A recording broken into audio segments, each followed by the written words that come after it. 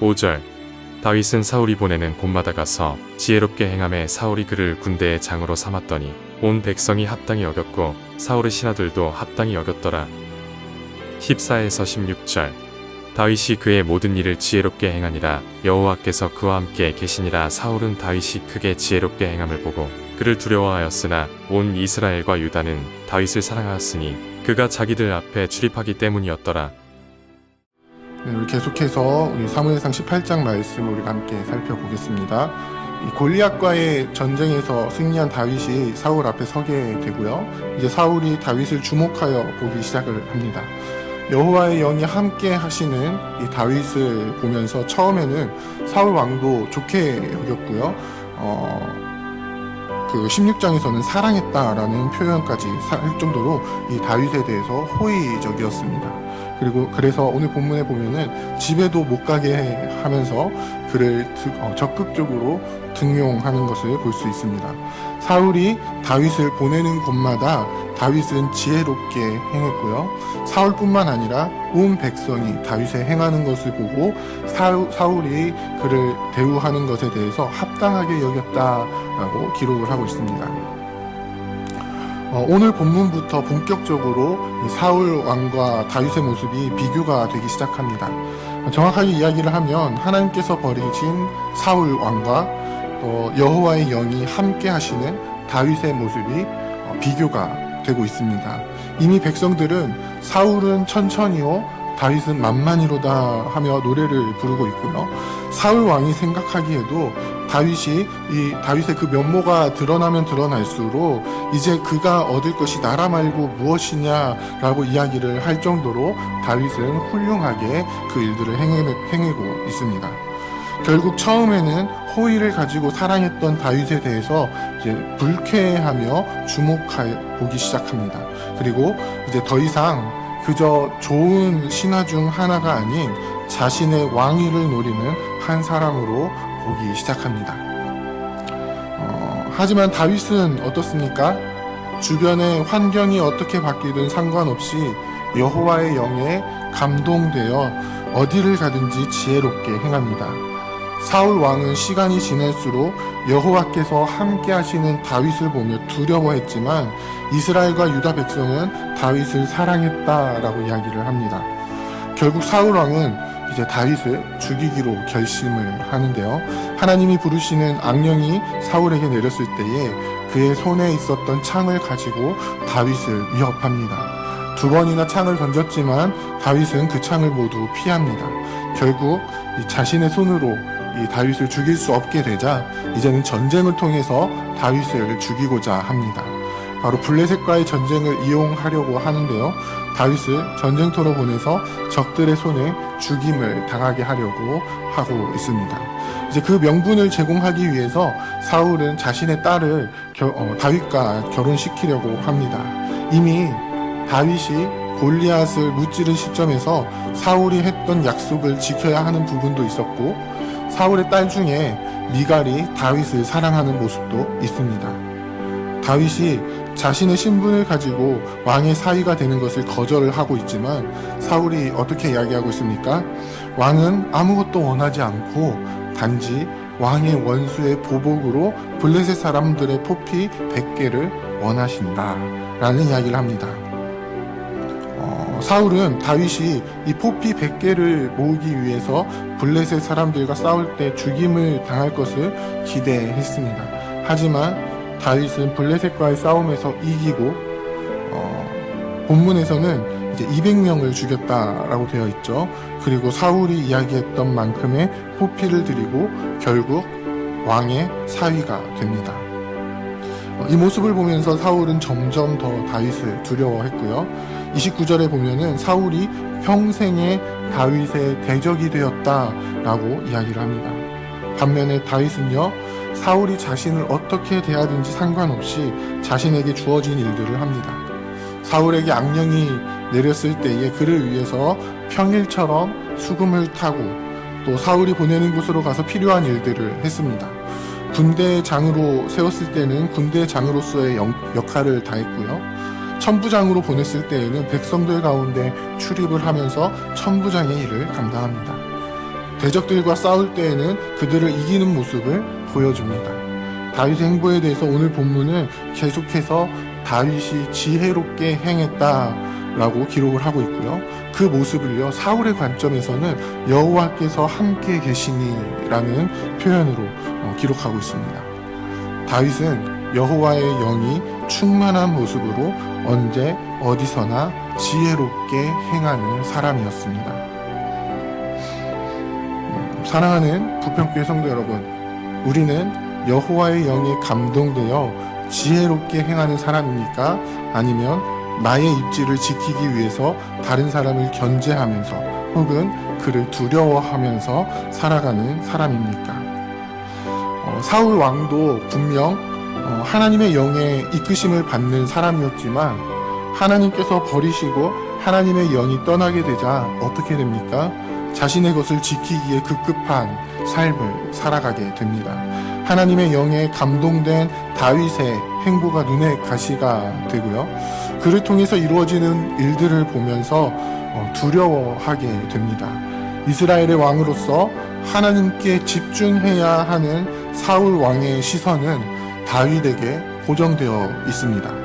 하나님이 무엇을 원하시는지를 알지 못하고 보지 못하고 오직 자신의 정적인 다윗만 보면서 어떻게 하면 그를 제거할 수 있는지를 생각하게 됩니다.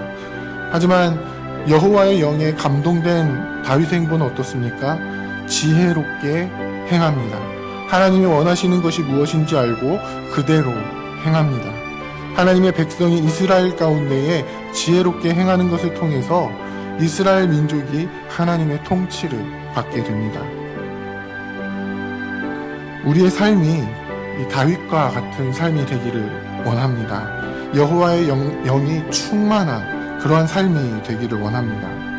나의 것을 지키기 위해서 주변을 경계하고 견제하느라 하나님을 보지 못하는 그런 삶이 아닌 성령께서 이끄시는 대로 순종하며 또 하나님이 원하시는 일들을 이루기를 원합니다. 하나님께서는 하나님의 백성을 통해서 이 땅 가운데 하나님의 다스림이 온전히 드러나기를 원하십니다. 그리고 그 일들은 하나님의 백성들이 성령의 이끄심 속에서 지혜롭게 행하는 것을 통해서 이루어집니다. 우리의 삶의 현장 속에서 우리가 지혜롭게 행할 때에 하나님께서는 그 가운데에 하나님의 통치를 이루어 가시는 것입니다. 그러한 삶을 살아내는 우리가 되기를 원합니다. 언제 어디서나 우리 가운데 충만하게 임재하시는 그 성령 하나님의 인도하심 속에서 주의 뜻을 이루며 살아가시는 저와 여러분들이 다 되시기를 주님의 이름으로 부탁드립니다. 함께 기도하겠습니다. 이제 오늘 받은 말씀으로 함께 기도하겠습니다. 우리의 시선이 나의 것에만 치중되어 있지 않고 우리와 함께 하시는 성령 하나님을 온전히 바라볼 수 있도록 믿음의 눈을 열어 주옵소서. 성령께서 함께 하실 때 지혜롭게 행하고 대적은 두려워했던 것처럼 우리도 성령과 늘 동행하면서 주의 뜻을 이루게 하시고 그 속에서 우리의 대적들은 두려워하며 성도들은 함께 기뻐할 수 있도록 인도하옵소서.